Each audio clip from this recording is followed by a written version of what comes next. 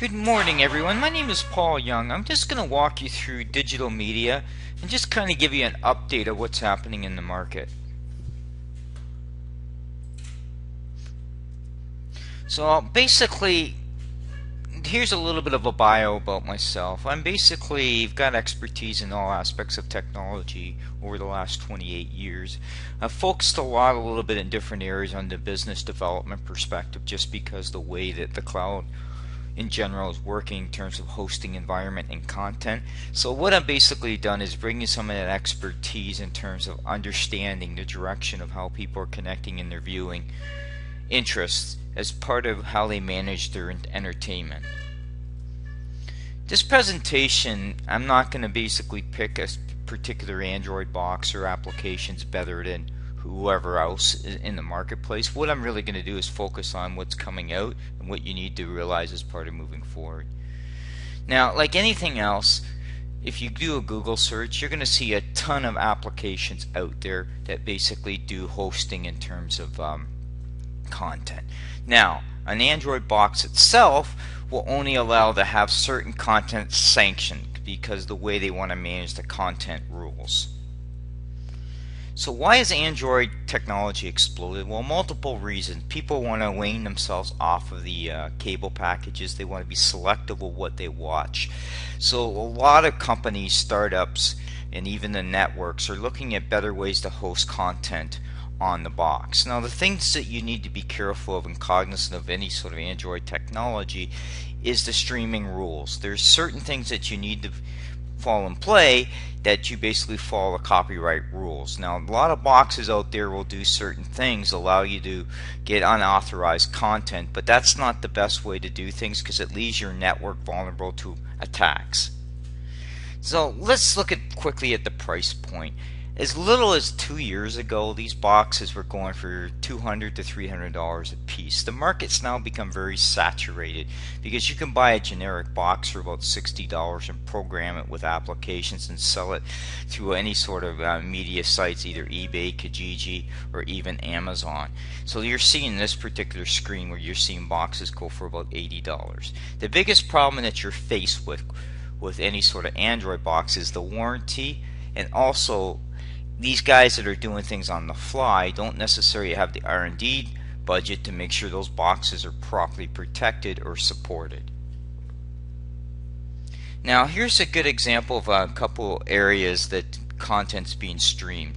Tubi TV is a very excellent site that continually adds content. It's free content. So they've worked agreements with particular boxes, whether it's Amazon Fire, whether that's Roku the Stick. They've worked on content to get that content and app available to you.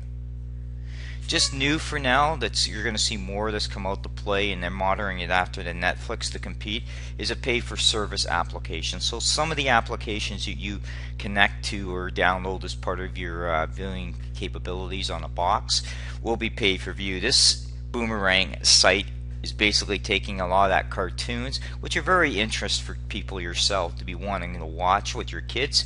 The classic cartoons, they're making it available right now in the US, but eventually it will be pushed through other markets as they're opening up the licensing. This just gives you a good example of Tubi TV. Now, if you look at the far left hand corner, you're seeing what boxes they support Tubi TV, so they have deals with them.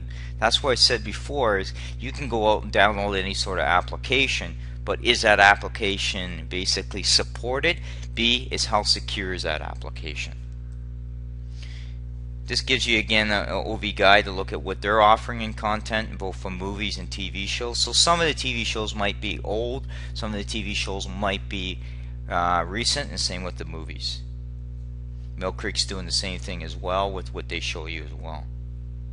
Now, the networks themselves haven't got to the point with some of the boxes where they've allowed their content to be accessed. There's copyright issues, and they're trying to look at how they do a recovery marketing model to recover some of the cost. So right now, from your Android phones, you can basically watch content and stream from their site directly. But in a lot of cases, in some of the boxes, they haven't allowed that content to flow yet. Now, what's coming out now as we move to the networks, you're getting into the 4K market where you're going to see new type of boxes coming to leverage that technology. Now basically streaming is still going through this process. 4K is still in its development just because the infrastructure and the architecture to support 4K isn't there yet. But the new type of box that's moving forward will have a potential market for 24.3 billion by the year 2022. So you're seeing within the next 4 or 5 years significant uptick, and that's driven by demands of people in terms of what they want to watch.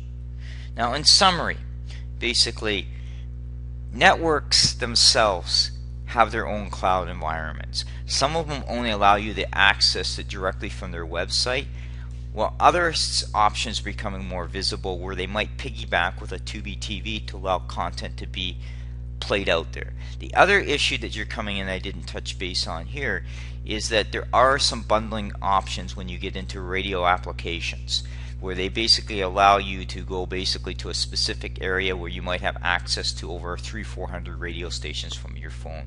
That's into play. The movement to 4K TV or 4K network will take time. They're still not being able to handle all the permutations from whether the signal travels and see what's distorting it. So that's something to come in thing. And more startup companies are going to come up to host content because basically a lot of the studios have that content out there, but they haven't had the ability to get that content properly in the right vehicle. And that's where you're going to see the copyright rules change up a bit to allow that content to be more accessible.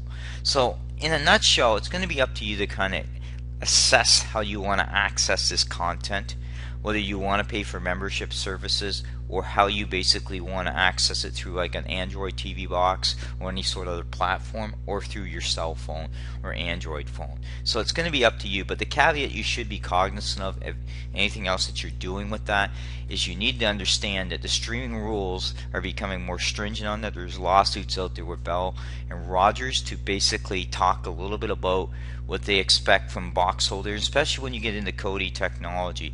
A lot of the Android box carriers cannot specify they support Kodi because Kodi is known as part of a way to get illegal content accessible, and that's what companies will be going after. So that's something to be aware of too as well, because your IP address is still detectable, and that's one thing. If they really want to start shutting things down, they will actually go after your IP address. Thank you.